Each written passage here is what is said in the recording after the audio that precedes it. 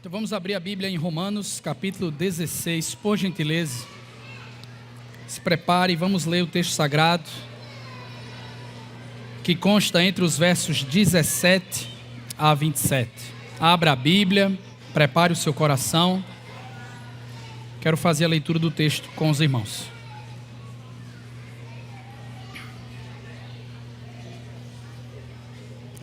Romanos, capítulo 16, versos 17 a 27, eis o texto sagrado. Irmãos, peço que notem bem aqueles que provocam divisões e escândalos em desacordo com a doutrina que vocês aprenderam. Afastem-se deles, porque esses tais não servem a Cristo nosso Senhor, e sim a seu próprio ventre. Com suaves palavras e lisonjas enganam o coração das pessoas simples.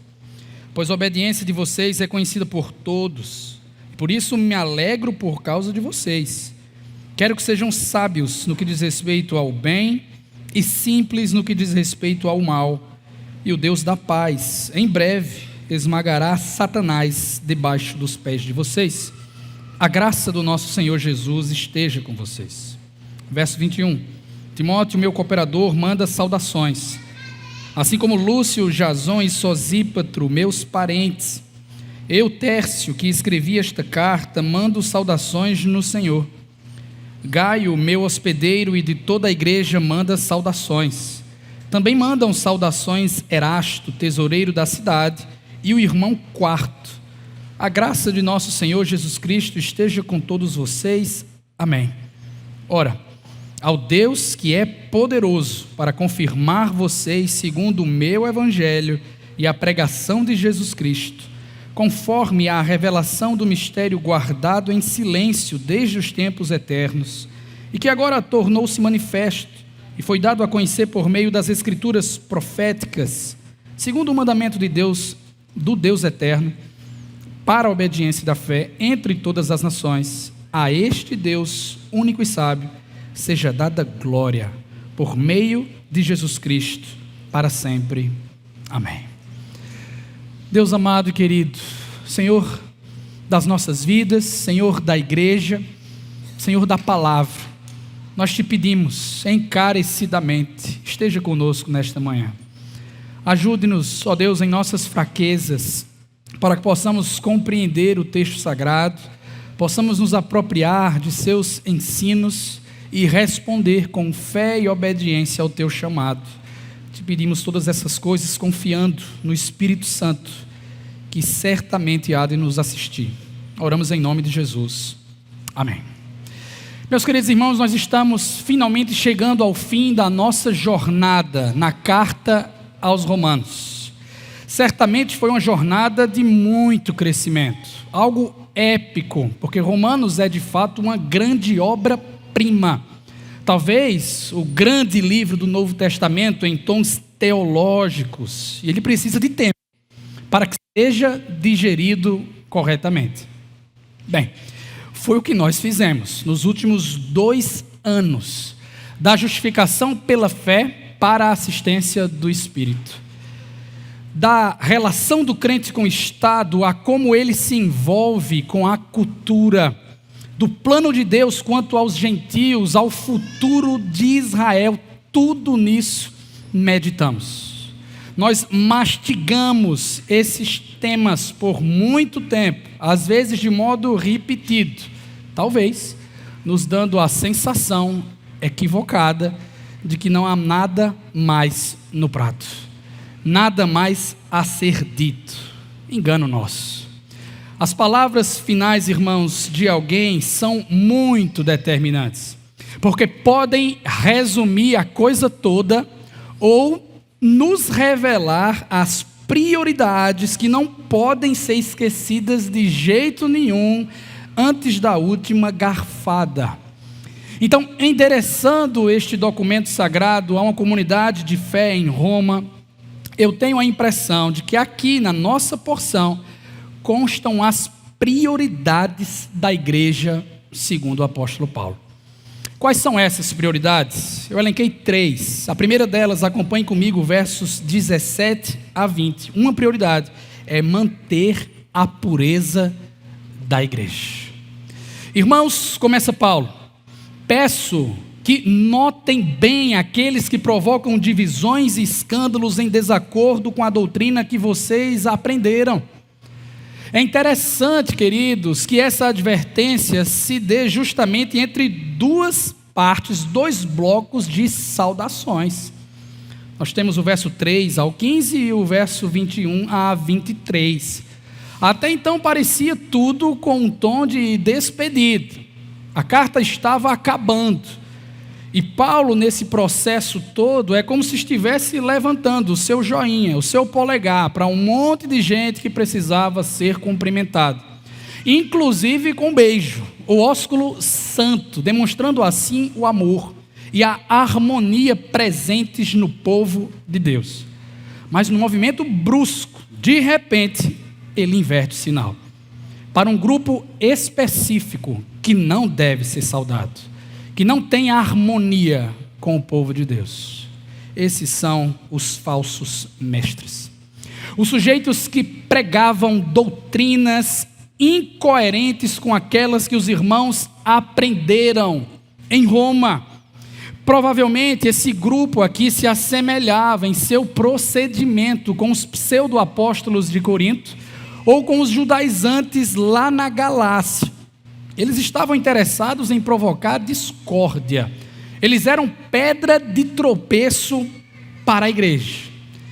E alguns podem imaginar que Paulo aqui está voltando aos conflitos dos fortes com os fracos, como se esses falsos mestres fossem de um grupo ou de outro. Mas isso não faz o mínimo sentido. Afinal de contas, no capítulo anterior, capítulo 15, verso 7, nós temos o mandamento de acolher. Um grupo deve acolher o outro. Agora, no entanto, perceba, o mandamento é para separar-se. Afastem-se deles. E isso continuamente. Tenham o hábito de se ver longe dos falsos mestres, daqueles que pregam coisa errada. Novamente, irmãos, ele não está se referindo a coisas como comida, bebida ou dias sagrados. Essas são coisas periféricas para Paulo. Heresia, coloca um comentarista, não é uma discussão de questões como segurança eterna ou o momento do arrebatamento da igreja, mas o ataque a princípios centrais, a dogmas, como a divindade de Cristo ou a cruz como base de nossa salvação. Afastem-se deles. Por quê? Verso 18. Porque aqueles que provocam divisões e escândalos doutrinários devem estar longe. Porque esses tais não servem a Cristo nosso Senhor, e sim a seu próprio ventre. Com suaves palavras e lisonjas enganam o coração das pessoas simples. Quando fala em esses tais, o original grego contém notas de desprezo. Essas estirpes, esses tipos de pessoas são desprezíveis, porque não servem o Senhor Jesus, mas sim seu próprio ventre, isto é, literalmente seu estômago. Eles querem status, eles querem curtidas, eles querem compartilhamentos, em última análise, querem dinheiro para encher a sua barriga. E para conseguir isso, eles utilizam claramente de uma excelente retórica. O texto fala de suaves palavras e lisonjas, características muito presentes nos sofistas e nos falsos mestres, segundo Colossenses 2 e Judas 16, com um discurso muito sedutor, quase convincente, dizendo o que o público quer ouvir, e assim enganam o coração das pessoas simples. A propósito, atenção com esse verbo aqui, enganar. Ele só é utilizado por Paulo por 6 vezes no Novo Testamento, e em mais da metade dessas vezes revela a atividade diabólica por trás deste processo. Mas graças a Deus, os crentes de Roma estavam vacinados quanto a isso aqui. Estavam bem seguros, atentos. Todo mundo sabia disso, inclusive. Verso 19. Pois a obediência de vocês é conhecida por todos, e por isso me alegro por causa de vocês. nenhuma novidade. Capítulo 6, verso 17, já traz a informação de que o apóstolo entendia que os irmãos eram ortodoxos doutrinariamente. O que cabia era um reforço de uma orientação pastoral. Quero que sejam sábios no que diz respeito ao bem e simples no que diz respeito ao mal. Parecem até mesmo aquelas palavras de Jesus em Mateus 10,16 reconstruídas. Eis que os envio como ovelhas para o meio de lobos. Portanto, sejam prudentes como as serpentes e simples como as pombas. O ponto aqui é que o povo de Deus não pode ser ingênuo, mas ter sabedoria e intencionalidade na prática de boas obras, ao mesmo tempo em que se afasta das coisas más, se tornando simples, no sentido de inculpáveis.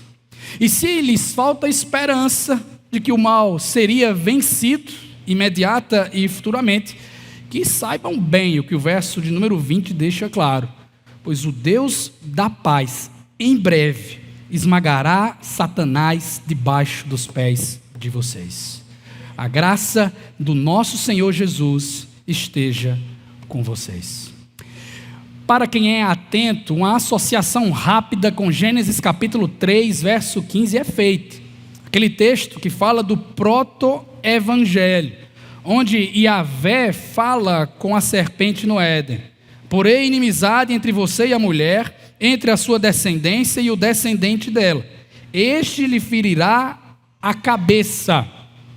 É a mesmíssima coisa aqui em Romanos 16, 20, mas com uma mudança bombástica. Satanás será pisado, ferido, esmagado pelos pés dos crentes. Vejam, irmãos, quem crê em Jesus está tão unido a Ele que compartilha de sua vitória. Quando a doutrina falsa vai embora, Satanás está sendo esmagado.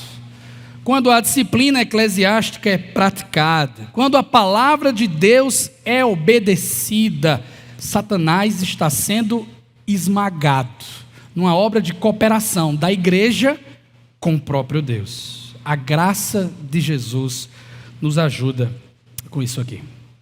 Eu pergunto se você crê de verdade no que eu acabei de discorrer. Deus, irmãos, leva muito a sério a nossa ortodoxia, isto é, a nossa crença correta segundo a palavra dele. E eu acho que nós, enquanto igreja, deveríamos falar sobre isso constantemente, para a edificação dos santos e para a proteção da nossa comunidade. Porque segundo Atos 2,42, uma igreja verdadeira é marcada pela perseverança na doutrina dos apóstolos. Então nós fazemos muito bem, inclusive utilizando-se dessa plataforma, em incentivar estudos bíblicos na igreja. Sabe, entre dois irmãos que querem se juntar para estudar junto um livro da Bíblia.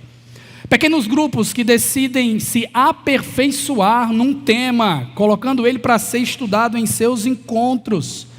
Escola bíblica dominical, que tem produção de conteúdo relevante para o hoje, principalmente pregação bíblica a partir do púlpito.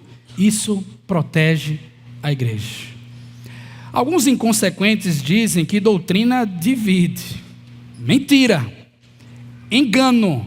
Quem divide é Satanás, com seus falsos ensinos. Como coloca o Dr. R.C. Sproul, Paulo não está dizendo para evitarmos a doutrina. Ele diz para evitarmos os hereges. Sabe por quê? Pois deixar de dar atenção à teologia é a mesma coisa, irmão, de se aproximar pouco a pouco de um precipício, com direção à queda livre. Então, quer um reforço de uma orientação pastoral neste momento? Afaste-se dos falsos mestres, ou eles vão afastar você.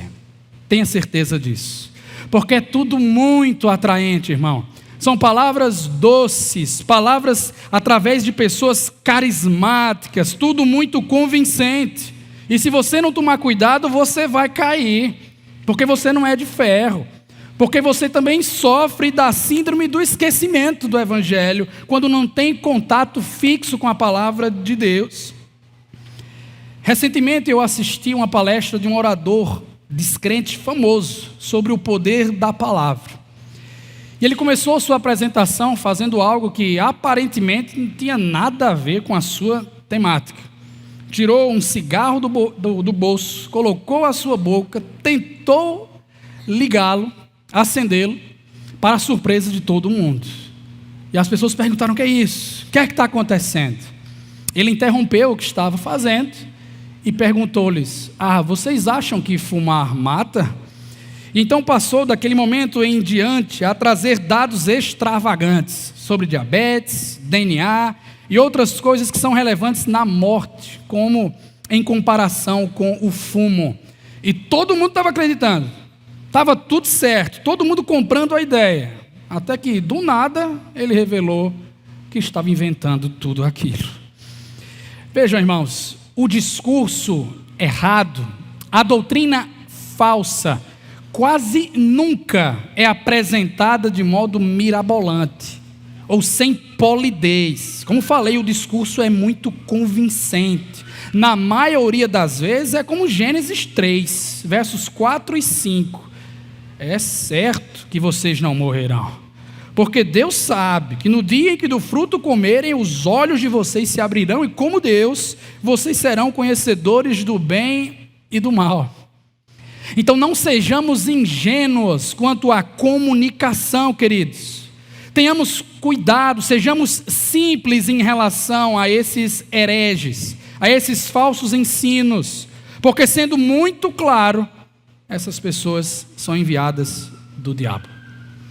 Os ensinos proclamados contra o nascimento virginal de Cristo, a sua impecabilidade, a morte de cruz, a ressurreição ao terceiro dia, a ascensão aos céus, o retorno de Cristo e outros dogmas vêm diretamente do reino das trevas. O que Deus espera de nós é que, nesse sentido, nós sejamos absolutamente inflexíveis, usando o nosso afastamento e a disciplina eclesiástica. Deus esmaga debaixo dos nossos pés o adversário. Em Cristo nós vencemos Satanás com o ensino da palavra, deixando o povo assegurado. E o que é mais legal é que esse procedimento já nos adianta o que nós haveremos de fazer no dia do retorno do Senhor.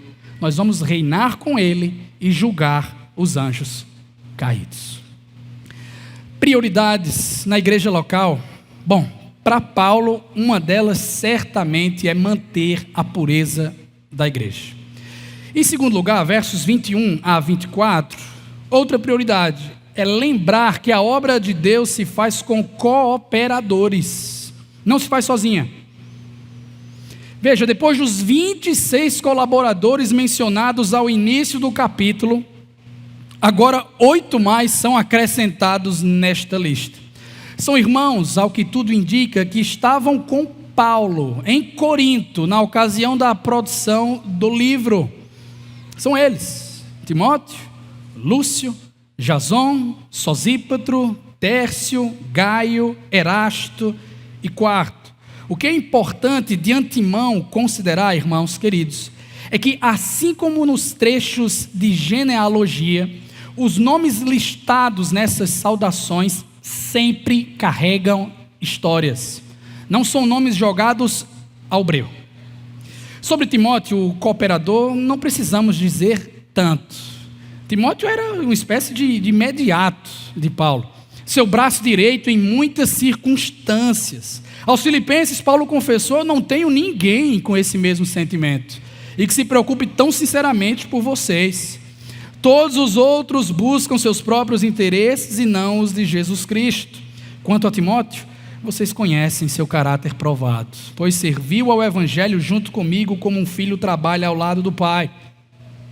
Lúcio, por sua vez, pode ser o Lúcio de Cirene, lá da igreja de Antioquia, capítulo 13, verso 1 de Atos. Um homem que teve contato com Paulo antes do seu envio, juntamente com Barnabé. Mas também pode ser o próprio autor do livro de Lucas Atos.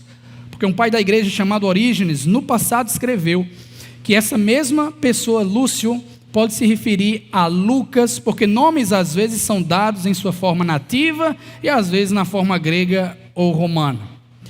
Jason, capítulo 17, versos 5 e 9 de Atos. Sosípatro, capítulo 20, verso 4 de Atos. São dois nomes lá da Macedônia, respectivamente da Tessalônica e de Bereia.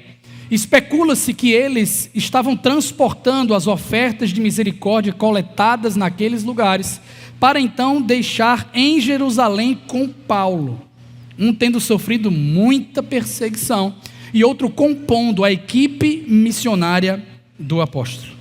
Queridos, esses três nomes, Lúcio, Jason e Sosípatro, são intitulados de meus parentes pelo autor sagrado, juntando-se assim com mais três no parágrafo anterior: Andrônico, Júnias e Herodião. Dificilmente isso se refere à própria família de Paulo, sendo mais plausível a teoria de que eram compatriotas, tinham uma pátria em comum, eles eram judeus, o que impossibilita o Lúcio de ser o evangelista Lucas, pois Colossenses 4, versos 11 a 14 não o considera como judeu. A seguir nós temos o curioso caso de Tércio, o qual crava com toda a ousadia: eu que escrevi esta carta.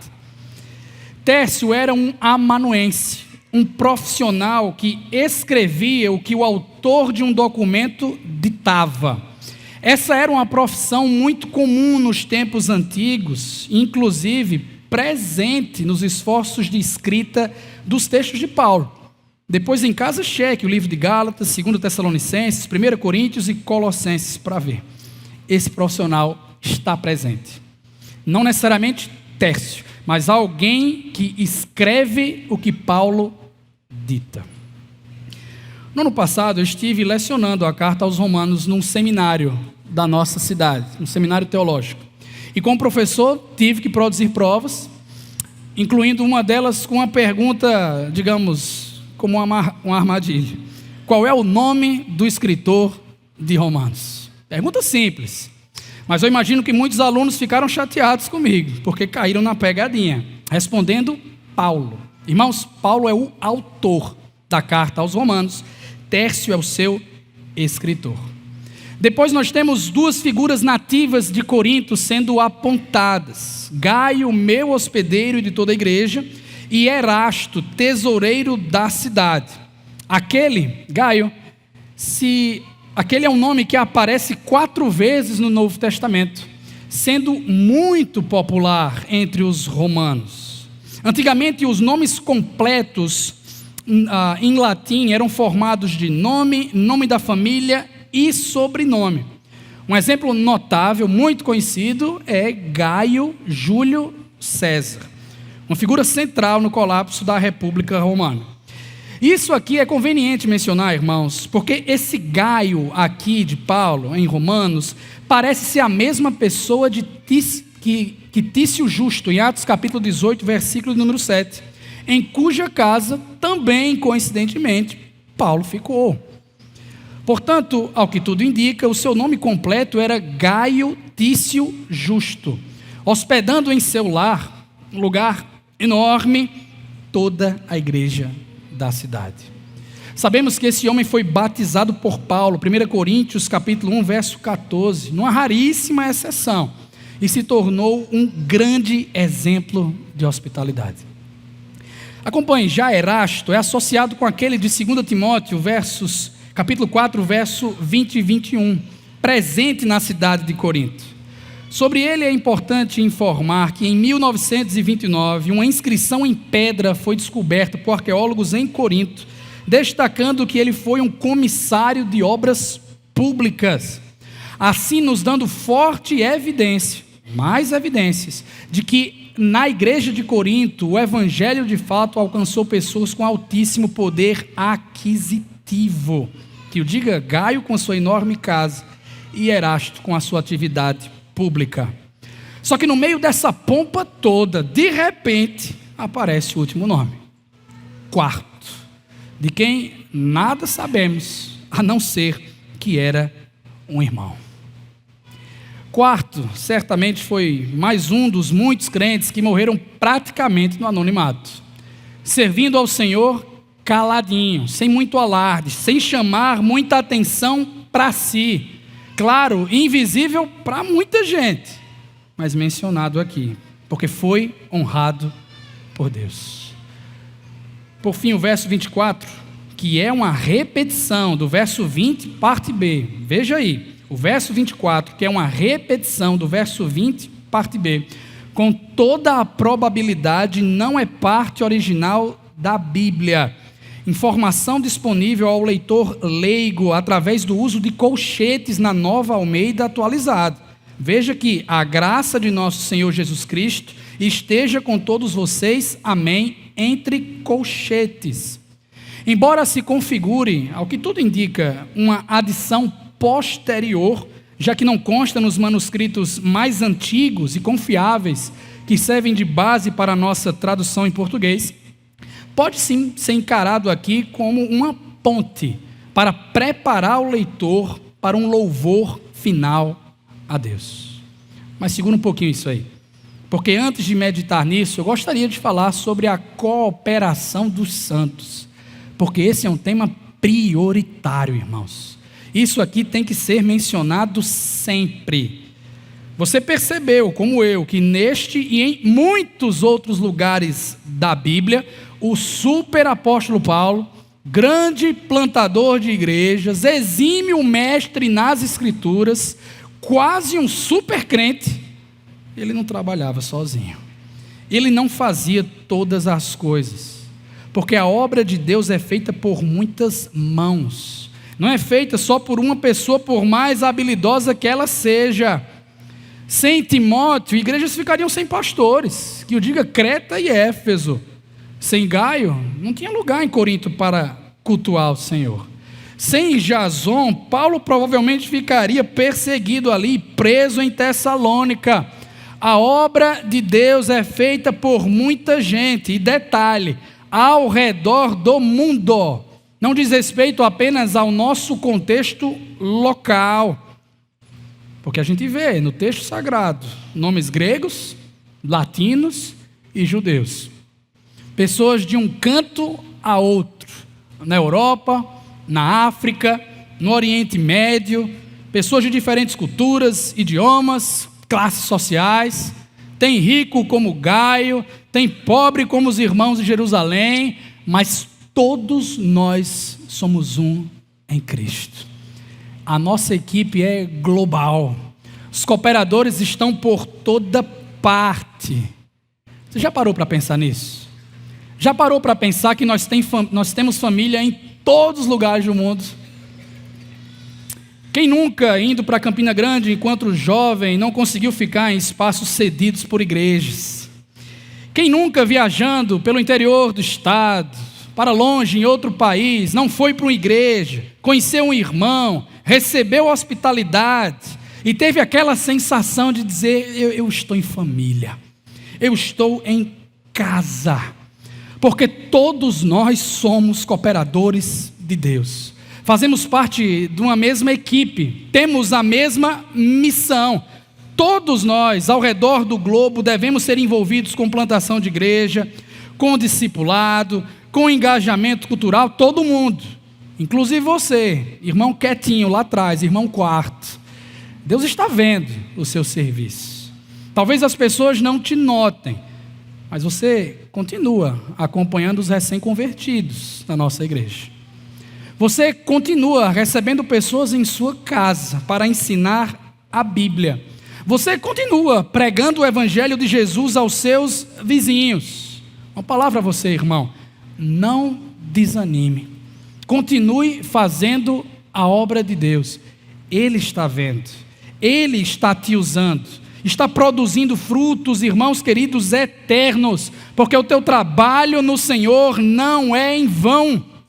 Os frutos são vistos por Deus na nossa simplicidade. Foi o que aconteceu na história de Catarina Baltus, uma senhora simples e idosa que esteve por trás da conversão de Abraham Kuyper, primeiro-ministro holandês. É a mesma história de Edward Kimball, um sapateiro, que se encontrou com o grande Dwight Moody pregando-lhe sobre Cristo, de forma até atrapalhada, mas ali testemunhou um novo nascimento. Meus irmãos, Deus nos usa na simplicidade da nossa missão. Todos nós oramos, todos nós ofertamos, todos nós somos enviados, e não apenas alguns. Nossa missão é coletiva e simples. Feijão com arroz. É pregar o evangelho, é se relacionar com as pessoas, é batizar aqueles que se converteram, recebê-los na igreja e ensinar o caminho do reino. Coisa simples, feijão com arroz. Às vezes nós complicamos isso aqui. Mas à medida que nós fazemos o que é devido, na simplicidade, no feijão com arroz, você não se esqueça, Deus usa poderosamente os nossos feitos para edificar o seu povo, para chamar a sua igreja, com a nossa simplicidade, atrapalhados, sem todos os recursos, Deus transforma 5 pães e 2 peixes em alimento para a sua multidão. É o que nós vamos ver a seguir. Prioridades na igreja local, mantê-la pura. Entender ou lembrar que nós trabalhamos em cooperação. Último lugar, versos 25 a 27. Prioridade total, talvez a mais importante de todas. Glorificar a Deus pela salvação. Acompanhe comigo. Temos uma doxologia no texto. Doxologias são muito comuns ao término de epístolas. Doxa sendo o termo para glória e logia para palavra. Trata-se de um momento final de louvor a Deus, como em Filipenses 4, 20, 1 Timóteo 6, 15, 16, Judas 24, 25 e Hebreus 13, versos 20 a 21. Mas também aparece em porções decisivas no meio das cartas, como em Efésios 3, versos 20 e 21, e Romanos 11, 33 ao 36, que nós cantamos aqui há pouco. Porque às vezes a euforia é tão grande, a pressa de adorar a Deus é tão grande, diante da êxtase, da contemplação de algo tão sublime, que não dá tempo nem respirar. Temos que louvar a Deus. Aqui nós lemos na 4ª e última doxologia do livro de Romanos as seguintes palavras: Ora, o Deus que é poderoso para confirmar vocês segundo o meu evangelho e a pregação de Jesus Cristo, conforme a revelação do mistério guardado em silêncio desde os tempos eternos, e que agora tornou-se manifesto e foi dado a conhecer por meio das escrituras proféticas, segundo o mandamento do Deus eterno, para a obediência da fé entre todas as nações. A este Deus único e sábio seja dada glória por meio de Jesus Cristo para sempre. Amém. Uma só sentença, do começo ao fim.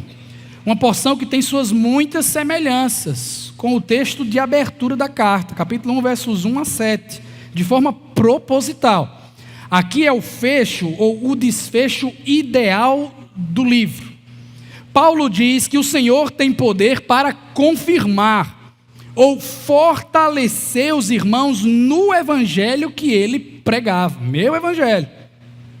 Esse evangelho de Paulo, irmãos, é a pregação de Jesus Cristo. Não são duas coisas distintas.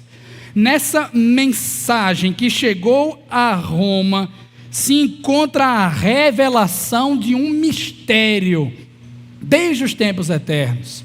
Mistério que está ali no Antigo Testamento, as escrituras proféticas, mas que tornou-se manifesto mesmo em plenitude com a vinda de Cristo, com o seu advento. Que mistério é esse? Essa é uma palavra que aparece muitas vezes na Bíblia, via de regra com o mesmo significado. Segundo John Murray, o Antigo Testamento havia predito o ajuntamento de todas as nações. Isso foi prometido a Abraão e se desdobrou progressivamente até chegar ao ápice em Cristo. A prova de que Paulo aqui se refere à inclusão dos gentios dentro do povo de Deus de maneira formal é o que se segue. Segundo o mandamento do Deus eterno, para a obediência da fé entre todas as nações. Para a gente talvez não traga muito impacto compreender isso rapidamente, mas para Paulo, irmão, quando esse quebra-cabeça se encaixou, quando ele pôde contemplar tudo fazendo sentido, deve ter sido uma experiência ímpar, maravilhosa. Compreender o esplendor do plano eterno de Deus, escondido durante um tempo. Ele, ao que tudo indica, muito versado nas escrituras hebraicas, um exímio mestre da palavra de Deus, agora compreendendo que o plano do Deus eterno é salvar pessoas de todos os povos, línguas e nações. Agora eu entendo. E diante disso, irmão, não existe, entenda, não existe palavra, não existe vocabulário para expressar o seu louvor a Deus de maneira adequada. A gente não sabe nem como falar diante de tanta êxtase. O que deu para sair foi o seguinte: a este Deus único e sábio seja dada a glória por meio de Jesus Cristo para sempre, amém. O seu jeito de dizer só lhe deu glória, glória somente a Deus. Esse é o modo, irmãos, mais do que apropriado para terminar não somente um livro, mas absolutamente tudo que nós fazemos. Sim, devemos glorificar a Deus em todos os nossos feitos no trabalho, dentro de casa, no meio público, na repartição. Tudo o que nós fazemos é para Deus. O serviço que nós desempenhamos visa a glória do Senhor em todas as esferas da nossa vida. Porém, o só lhe deu glória deve pulsar em nosso coração, sobretudo pelo que Deus fez por nós em Cristo Jesus. Não diz respeito, irmão, ao que nós fazemos por Deus, mas o que Deus faz por nós em Cristo Jesus. Glorificar a Deus pela nossa inclusão na sua família, porque fomos adotados em Cristo Jesus, salvos de um lamaçal de pecado, de um destino de tormento. Deus nos salvou, e não há nada mais sublime, não há nada mais que nos traga êxtase, nada é maior do que isso. Quem foi alcançado pelo Evangelho de Paulo, pela pregação de Jesus Cristo, entende o que eu estou dizendo? Não dá para contemplar a obra magnífica de Deus em minha vida, pecador que sou, sem ser minimamente tocado, teu coração palpitando, quando as próprias palavras de Deus nos são ensinadas, especialmente o conceito de que Jesus morreu por mim. Porque a ira de Deus, capítulo 1, verso 18, foi revelada dos céus contra todos os pecadores, pois todos eles pecaram e carecem da glória de Deus, capítulo 3, verso 23, perdidos, afastados, mortos. Essa é a nossa história, irmão, esse é o nosso diagnóstico. Mas do nada, quando menos esperávamos, foi revelada uma justiça dos céus, uma justiça positiva, a retidão moral de Cristo, comunicada a cada um pela fé. Capítulo 3 nos diz que fomos justificados gratuitamente por sua graça, mediante a redenção que há em Cristo Jesus, e com isso imensos benefícios nos foram dados. O principal deles, a habitação de Cristo em nosso coração.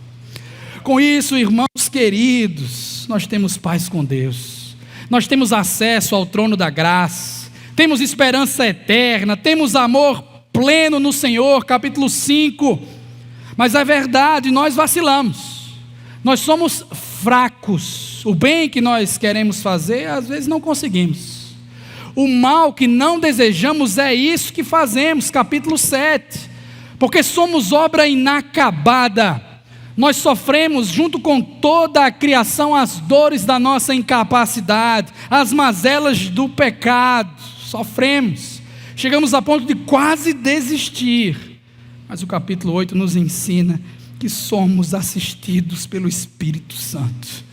O Espírito que confirma ao nosso coração que nós somos filhos de Deus. O Espírito pelo qual clamamos Abba, Pai, porque somos feitura de Deus em Cristo Jesus. De todas as nações, enxertados na videira verdadeira, Romanos capítulo 11, de modo misterioso, sábio. Você não sabe porque Deus quis te amar. Nós não temos justificativas para essa obra magnífica. Por que eu? Por que eu? Eu não sei, mas eu posso me ajoelhar e reconhecer a profundidade da riqueza, tanto da sabedoria como do conhecimento de Deus. Contemplar a obra de Deus em minha vida. Ó irmão, não dá para ficar estático diante disso. Nosso coração vibra, nosso coração é preenchido e mais uma vez, mesmo distante, mesmo frio, mesmo desviado, voltamos a dizer: eu não me envergonho do Evangelho, porque é o poder de Deus para a salvação da minha alma. Porque a justiça de Deus se revela no Evangelho de fé em fé, como está escrito: o justo viverá da fé. Eu viverei da fé no Senhor Jesus. Eu vou glorificar o Senhor Jesus acima de tudo. Glória, glória, glória a Deus por minha salvação. A salvação pertence ao Senhor. Assim que nós terminamos, irmãos, nossa série, exaltando Jesus, o autor e consumador da nossa fé, sem espaço para mérito humano, sem espaço para glorificar o homem. Há um só rei, há um só trono e ele está ocupado. Agora lembre, o que Cristo fez por você tem valor incalculável, tem valor eterno, suficiente, mesmo na sua dor, mesmo na sua frieza, mesmo nos seus questionamentos. Não se esqueça, nada pode me separar do amor de Deus, porque Cristo me salvou. O meu bem-estar perpétuo está garantido, sem sombra de dúvidas. Eu vou glorificar a Deus. Eu termino também fazendo esse convite a você que nos visita, que veio através de um familiar, de um amigo, de um colega de trabalho. Talvez você pense que está aqui do nada, de maneira coincidente, mas Deus não erra, meu querido. Deus te trouxe aqui com um propósito. E o principal desse propósito é que você se lembre ou entenda o que Romanos 10, 9 ensina: se com a boca você confessar Jesus como Senhor e com seu coração crer que Deus o ressuscitou dentre os mortos, você será salvo. Talvez hoje seja o dia mais importante da sua vida. Talvez você não tenha mais tempo de reconhecer seus pecados, confessá-los, se arrepender deles e crer que Jesus é o seu Salvador. A minha oração é que você faça isso e se junte à nossa equipe global em missão, glorificando a Deus e levando pessoas a glorificá-lo em Cristo Jesus. Que Deus abençoe a sua palavra. Vamos orar, irmãos queridos. Peço que você baixe a sua cabeça, feche os seus olhos. Vamos responder ao nosso Deus com oração secreta, individual, glorificando o seu nome.